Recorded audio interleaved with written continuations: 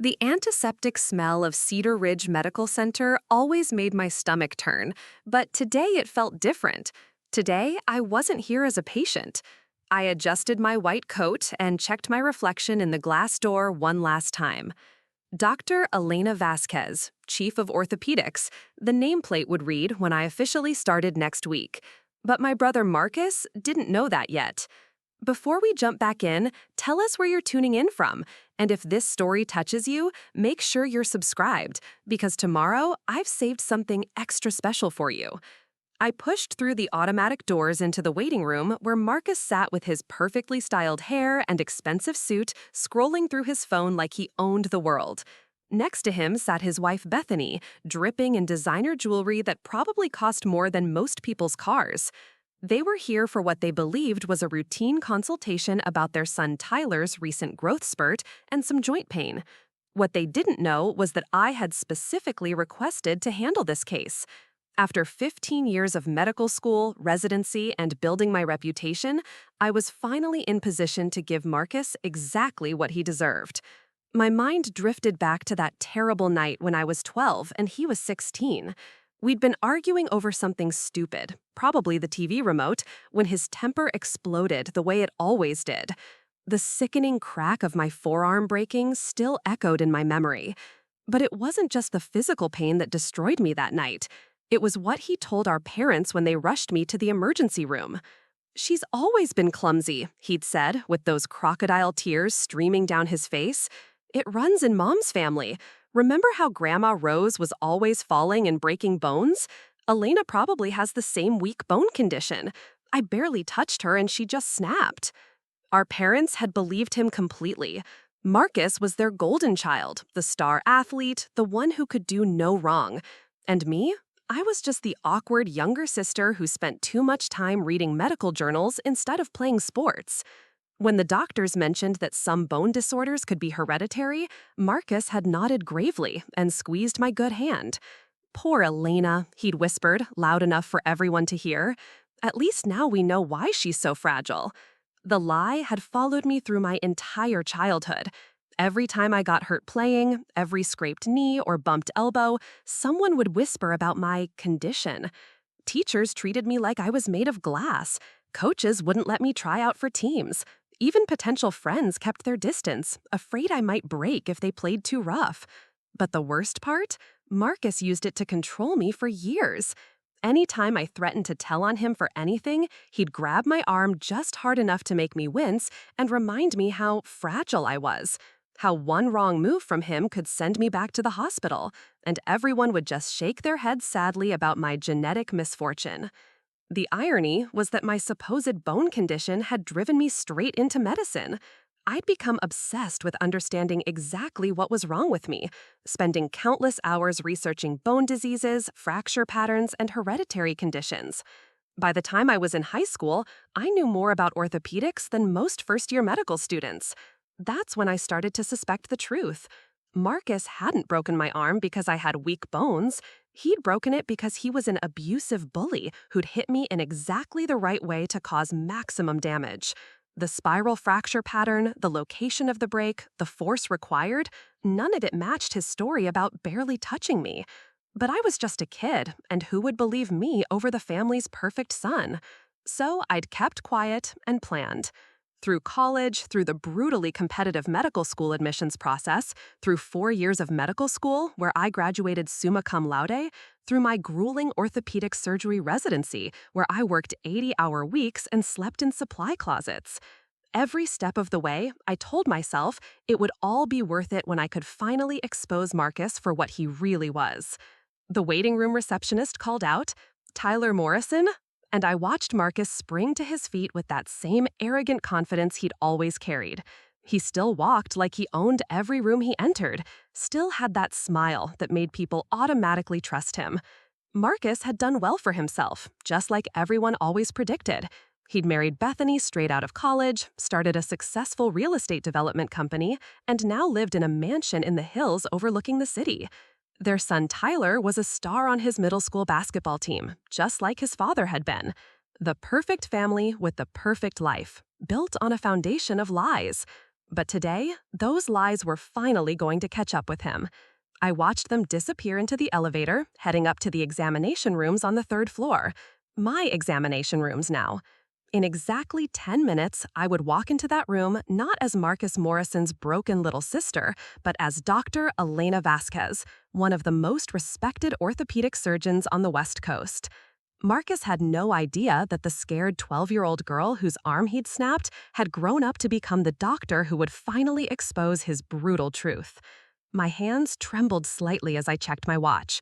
After 23 years of waiting, of planning, of building my career with this single moment in mind, it was almost time. The little girl who'd been dismissed as fragile was about to show her big brother exactly how strong she'd become. I straightened my shoulders and headed for the elevator. Dr. Vasquez had work to do. The white coat felt heavier as I walked down the hallway toward examination room 312. Through the small window in the door, I could see Marcus pacing impatiently while Bethany sat with Tyler, who looked nervous and small in the oversized hospital gown. My nephew, though he didn't know who I really was, kept rubbing his wrist and wincing. According to his chart, Tyler had been experiencing joint pain and what his parents described as unusual fragility during basketball practice. 2 minor fractures in the past year, both during what should have been routine plays. The family doctor had suggested genetic testing and a consultation with a specialist to rule out any hereditary bone disorders. How perfectly ironic. Marcus was probably already preparing his speech about the family's unfortunate medical history, ready to sacrifice his own son to the same lie that had destroyed my childhood, just to avoid taking responsibility for his own violence. He'd rather let Tyler go through unnecessary medical procedures and live with the fear of being fragile than admit what he'd really done to me all those years ago. But Tyler wouldn't suffer the way I had, not if I could help it. I knocked once and pushed open the door, my heart hammering against my ribs. The moment I'd been building toward for over 2 decades was finally here. The moment Marcus saw me walk through that door, his face went through a series of expressions that would have been comical if the situation weren't so serious. First confusion, then recognition, then something that looked almost like panic before he quickly masked it with his trademark fake smile. "Elena?" he said, his voice pitched just a little too high. "What are you doing here? Are you working at this hospital now?" Bethany looked between us with obvious confusion. In all their years of marriage, Marcus had barely mentioned me. I was the sister who lived across the country, the one who sent Christmas cards but never visited, the one who had mysteriously distanced herself from the family after high school. She had no idea why her husband suddenly looked like he'd seen a ghost. "I'm Dr. Vasquez," I said calmly, extending my hand to Tyler first. "I'll be handling your consultation today." I watched Marcus's eyes widen as the implications sank in. His baby sister, the one he'd dismissed as weak and fragile, was now the specialist they'd come to see about their son's condition. Tyler shook my hand politely. "Nice to meet you, Dr. Vasquez. My parents are worried I might have some kind of bone disease like my aunt had when she was young." I felt something cold and sharp twist in my stomach. Marcus had done it again. He'd already started poisoning Tyler's mind with the same lies that had devastated my childhood. "Your aunt?" I asked carefully, though I already knew the answer. "Yeah, my dad's sister Elena," Tyler continued innocently. "She had really weak bones when she was a kid. Dad says it might run in our family, and that's why I keep getting hurt playing basketball." Bethany nodded earnestly. "Marcus told me about his sister's condition years ago. Poor thing, apparently broke bones just from normal childhood activities. We're terrified Tyler might have inherited the same problem." I looked directly at Marcus, watching him squirm under my gaze. 23 years later, and he was still spinning the same web of lies, still using my supposed medical condition to cover up his own violent tendencies. The only difference was, now he was potentially damaging his own son instead of just destroying my life. "Well," I said, pulling up Tyler's chart on the tablet, "let's take a look at these injuries and see what we're really dealing with. Tyler, can you tell me exactly how you got hurt each time?" Preparing and narrating this story took us a lot of time, so if you are enjoying it, subscribe to our channel. It means a lot to us. Now back to the story. Tyler launched into his story about the basketball incidents. As he talked, I found myself studying his body language, his mannerisms, The way he unconsciously flinched when his father moved too quickly. Red flags were popping up everywhere, but I needed to be absolutely certain before I made any accusations. The first time was during practice, Tyler explained. Coach had us running defensive drills, and I was trying to steal the ball from Jamie Chen. We collided, and somehow my wrist just snapped. Coach said it was a weird angle, but Dad explained about the family thing. Marcus jumped in quickly. Like I told the emergency room doctor, Tyler barely got bumped and his wrist fractured. Just like what used to happen to Elena when we were kids, it has to be genetic.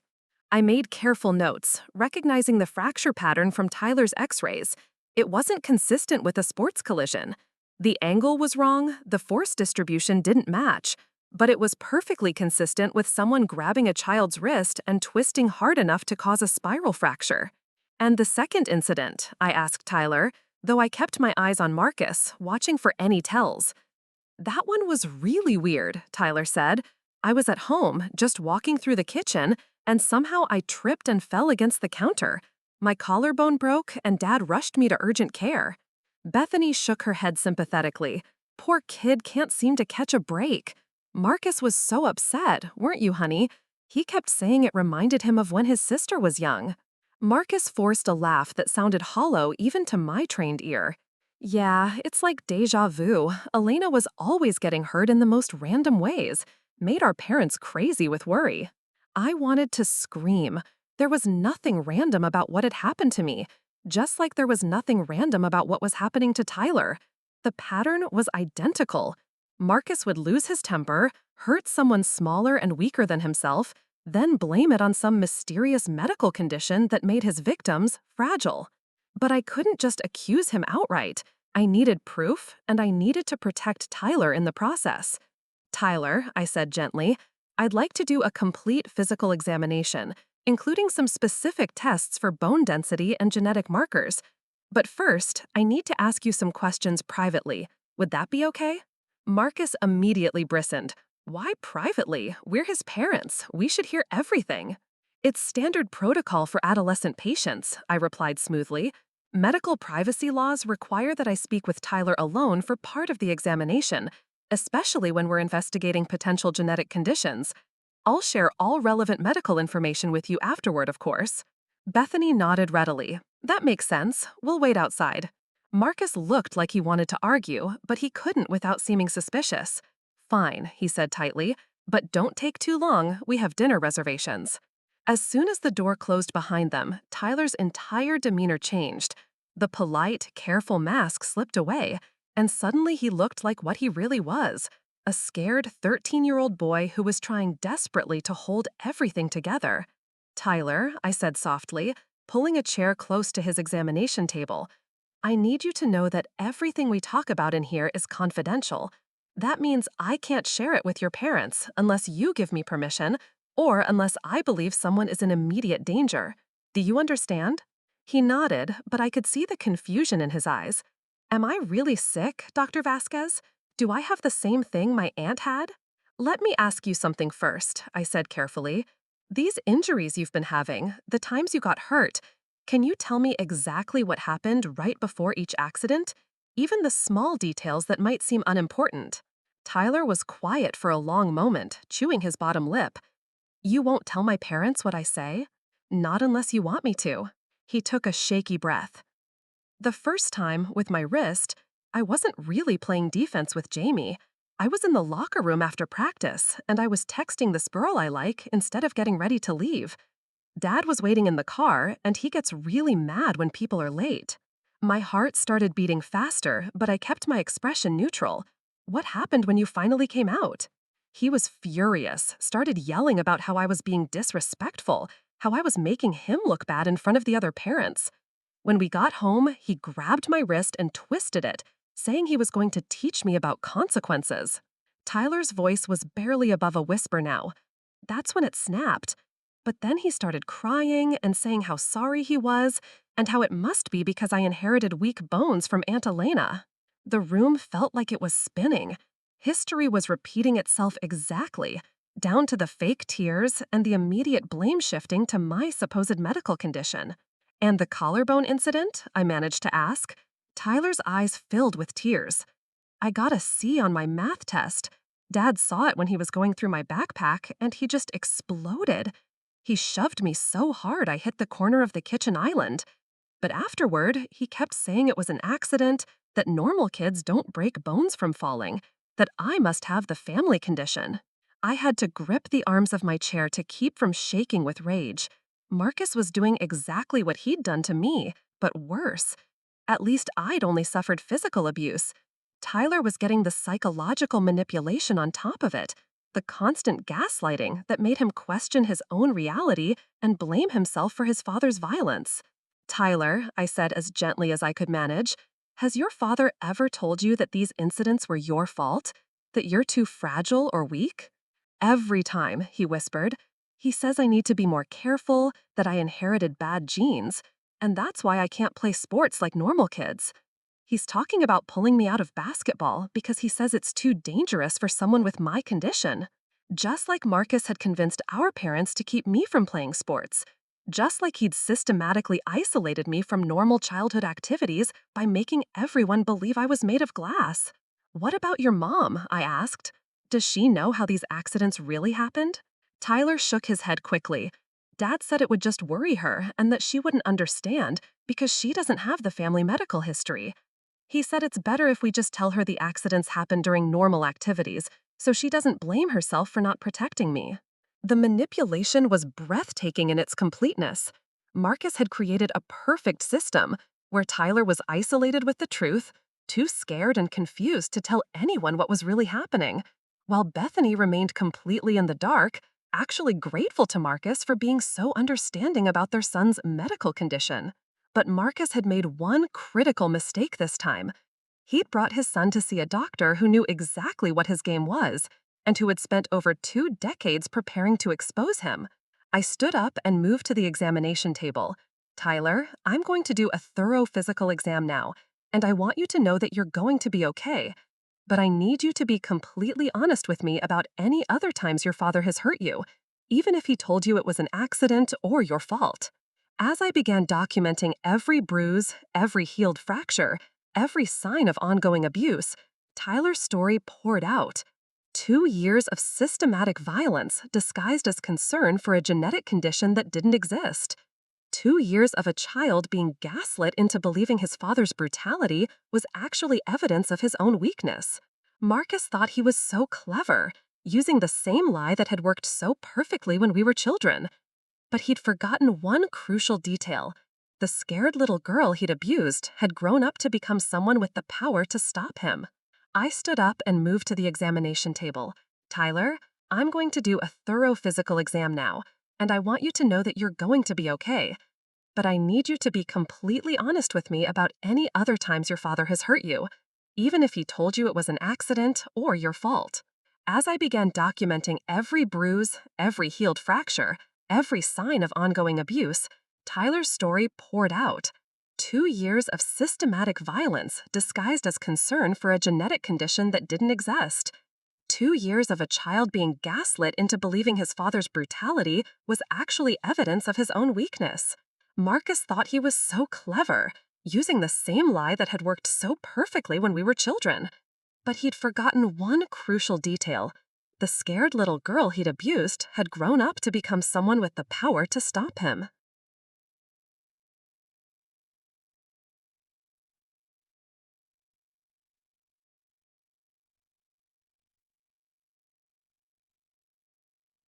The examination took 45 minutes, and by the end of it, I had documented enough evidence to put Marcus away for years. Tyler's body told a story of systematic abuse disguised as accidents, each injury consistent with deliberate violence rather than any genetic bone disorder.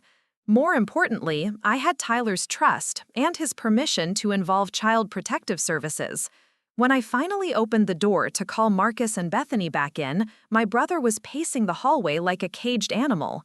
He'd probably spent the entire time wondering what Tyler might be telling me, calculating how to spin whatever came out of our private conversation. "So," Marcus said the moment he walked back into the room, "what's the diagnosis? Does Tyler have the same condition Elena had?" I looked at him steadily, my hands resting on Tyler's updated medical file. Actually, Marcus, I think we need to discuss Elena's condition first, because there seems to be some confusion about her medical history.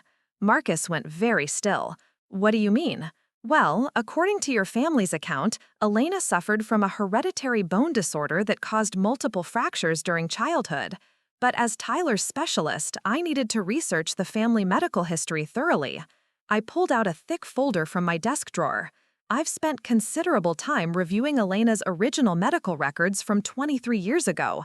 Bethany looked puzzled. I don't understand. What does this have to do with Tyler? Everything, I said quietly, because Elena Morrison never had a bone disorder. Not hereditary, not acquired, not anything. Her bone density tests were completely normal. Her calcium levels were perfect. Her genetic markers showed no predisposition to fractures whatsoever. The color drained from Marcus's face. That's impossible. The doctors at the time diagnosed her with a condition. No, they didn't. I opened the file and spread several documents across the examination table. Dr. Patricia Williams, who treated Elena's broken arm, specifically noted in her report that the fracture pattern was inconsistent with a fall or accidental injury. She documented a spiral fracture of the ulna and radius, which typically results from a violent twisting motion applied by an external force. Bethany picked up one of the reports, her expression growing more confused by the second. But Marcus, you told me your sister was clumsy, that she had weak bones. Dr. Williams recommended a full investigation by Child Protective Services, I continued, my voice gaining strength. But mysteriously, the Morrison family transferred Elena's care to a different hospital before any follow-up could occur. The new medical team never saw the original injury reports and based their assessment solely on the family's account of Elena's supposed clumsiness. Marcus was backing toward the door now, his breathing shallow. You're making this up. Elena was my sister. I would know if she was being abused. You're right, I said, standing up from my chair. You would know, because you were the one doing it. Tyler looked back and forth between us, his young face a picture of dawning horror. Dad, what's she talking about? Elena Morrison isn't your aunt, Tyler, I said gently. She's me. I'm Elena Morrison, and Marcus is my brother. The brother who broke my arm when I was 12 years old and then convinced our entire family that I had a genetic disorder to cover up what he'd done. The silence in the room was deafening.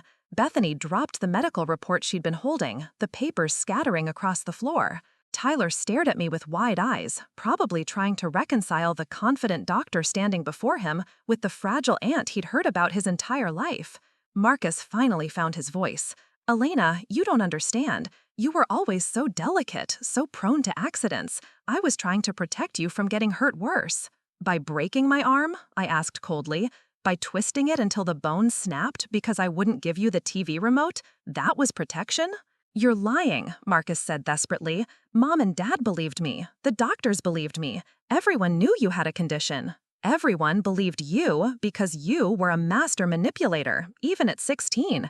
You cried pretty tears and spun a convincing story about your clumsy little sister. And when that story worked so well, you kept using it. Every time you lost your temper and hurt me, it was just another symptom of my mysterious condition. Bethany had gone completely white. Marcus, please tell me this isn't true. Please tell me you didn't hurt your sister and then lie about it for 20 years. It's not just 20 years, I said, looking directly at my brother. It's still happening. Tyler doesn't have a bone disorder any more than I did. Those fractures weren't accidents. They were the result of his father's violence, covered up with the exact same lie that destroyed my childhood. Tyler made a small, wounded sound. Dad, is that true? Did you really hurt Aunt Elena? Did you hurt me on purpose? Marcus looked trapped, his eyes darting between his wife and son like a cornered animal. Tyler, buddy, you have to understand. Sometimes I get frustrated, and accidents happen. But it's not my fault that you're so fragile. It runs in the family. Stop, I said sharply. Stop lying to him the way you lied to me. Tyler isn't fragile. I've run every test possible, and his bone density is perfect. His calcium levels are excellent. He's a completely healthy 13-year-old boy whose father has been systematically abusing him and then gaslighting him into believing it's his own fault.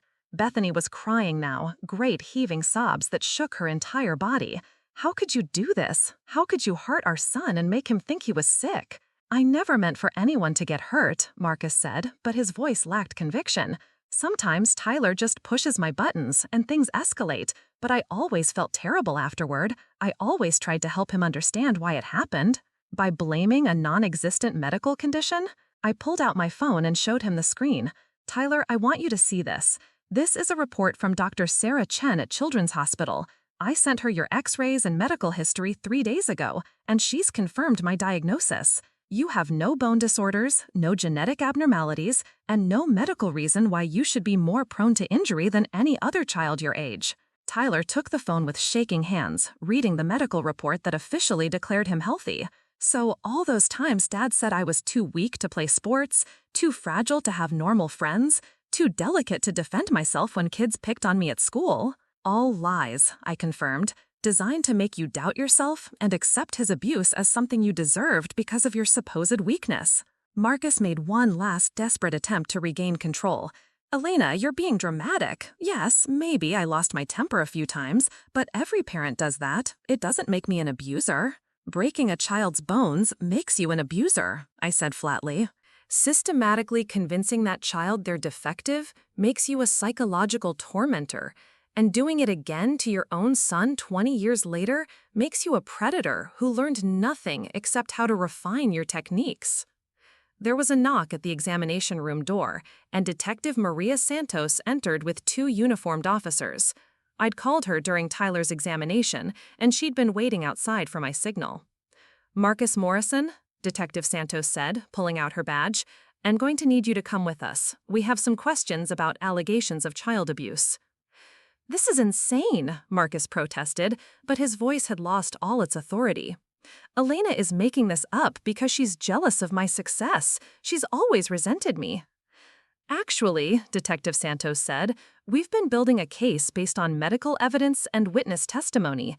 Dr. Vasquez contacted us 3 days ago with concerns about Tyler's injuries, and her investigation into your family's medical history has provided substantial evidence of ongoing abuse." Bethany looked at me with something between gratitude and devastation. "You've been planning this? You knew who we were when we came in today?" "I've been planning this for 23 years, I admitted, ever since the day Marcus broke my arm and convinced everyone I was too weak to deserve normal treatment.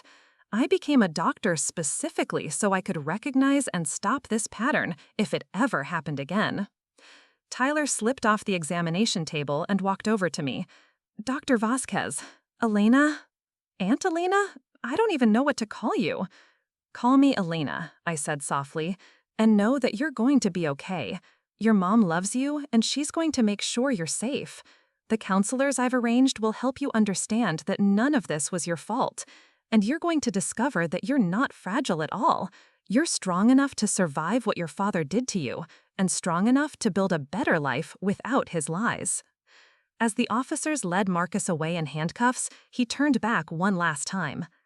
"You think you've won something here, Elena? You think destroying our family makes you some kind of hero?" "I think protecting Tyler from the childhood I had makes me exactly what I trained to be, a doctor who actually heals instead of covering up damage." After they were gone, Bethany and Tyler sat in stunned silence while I explained the next steps. Social services would investigate, but Tyler would remain with his mother. Counseling would begin immediately to help him process years of psychological manipulation, and I would personally oversee his medical care to ensure he never again doubted his own strength and worth. 3 months later, I got a text message from Tyler with a photo attached. He was on the basketball court, mid-jump shot, with a huge grin on his face. The message read, "Made varsity. Turns out I'm not fragile after all. Thanks for giving me back my confidence, Aunt Elena." Marcus was serving 18 months for child abuse, with mandatory anger management and supervised visitation when he got out. The courts had also ordered him to pay for Tyler's counseling and my medical school debt, in a bit of poetic justice that felt like vindication for that 12-year-old girl who'd spent so many years believing she was broken. But the real victory wasn't Marcus's punishment. It was watching Tyler discover his own strength, seeing him realize that he was never the problem. Just like I'd learned 23 years too late, but Tyler got to learn while there was still time to reclaim his childhood. Sometimes the best revenge isn't destroying someone who hurt you. Sometimes it's making sure they can never hurt anyone else the same way. Sometimes it's turning your pain into purpose and your scars into the strength to protect others. Dr. Elena Vasquez had finally finished what that scared 12-year-old girl had started the day her arm was broken. Not by breaking Marcus in return, but by breaking the cycle that would have destroyed another generation. The girl who was told she was too fragile to fight back had become the woman strong enough to fight for others. And that felt like the best possible ending to a story that had begun with such devastating betrayal. 2 years had passed since that day in the examination room, and I was sitting in my office reviewing Tyler's latest progress report when my assistant knocked on the door. "Dr. Vasquez, there's someone here to see you. Says it's personal." I looked up to find Tyler standing in my doorway, but he looked completely different from the scared 13-year-old I'd first met. He was taller now, broader in the shoulders, with the confident posture of someone who'd reclaimed their sense of self-worth. Behind him stood a woman I recognized from photos as his basketball coach. "Aunt Elena," Tyler said, with a grin that lit up the entire room, "I wanted you to meet Coach Martinez. She's been helping me apply for college scholarships." Coach Martinez stepped forward with a warm smile. "Dr. Vasquez, I can't thank you enough for what you did for this young man. Tyler's told me his story, and I wanted you to know that he's not just surviving, he's thriving. Full academic scholarship to State University, and they want him for their basketball program too." I felt tears prick at my eyes as Tyler handed me an acceptance letter. The same boy who'd been told he was too fragile to play sports was now being recruited by Division I coaches. "Tyler, this is incredible. Your mother must be so proud." "She is," he said, "and she wanted me to give you this." He pulled out a handwritten letter from Bethany, thanking me for saving her son and explaining how much their lives had improved since Marcus was out of their home. She'd started her own business, Tyler was excelling in school, and they'd both discovered strengths they never knew they had. "There's something else," Tyler continued, his expression growing more serious. "I've decided what I want to study in college. Sports medicine, with a focus on recognizing abuse in young athletes. I want to help other kids the way you helped me." The full circle moment took my breath away. Just as Marcus's abuse had driven me toward medicine, Tyler was choosing to transform his trauma into a tool for protecting others. But unlike my journey, which had been fueled by revenge and anger, Tyler's path was motivated by healing and hope. "I've been working with a local youth center," he continued, "teaching kids about body autonomy and how to recognize when adults are lying to them about their own strength. Turns out I'm pretty good at spotting the signs now." Coach Martinez nodded approvingly. "Tyler's already helped 3 kids in our program who were being told they were accident-prone by family members. He has an instinct for seeing through those lies." After they left, I sat alone in my office, thinking about the ripple effects of that single moment when I decided to take Tyler's case. Marcus serving his sentence had been satisfying, but watching Tyler bloom into someone who could protect other children was the real victory. My phone buzzed with a text from an unknown number. "Dr. Vasquez, my name is Sarah Kim. Tyler Morrison gave me your contact. I think my stepfather is doing to me what Tyler's dad did to him. Can you help?" I smiled as I typed back my response, already mentally preparing for another case, another chance to break the cycle. The scared 12-year-old girl who'd been silenced by lies had become a woman whose voice could shatter the foundations of abuse disguised as concern. Marcus had taught me that some people use medical conditions as weapons to control others, but Tyler had shown me that the same knowledge could become a shield to protect the innocent. Sometimes the best revenge isn't just stopping someone from hurting you again. Sometimes it's making sure their victims become the very people who prevent them from hurting anyone else. The legacy of that broken arm had finally been transformed from a symbol of powerlessness into a foundation for protecting others. And that felt like the most complete healing possible. Up next, you've got 2 more standout stories right on your screen. If this one hit the mark, you won't want to pass these up. Just click and check them out.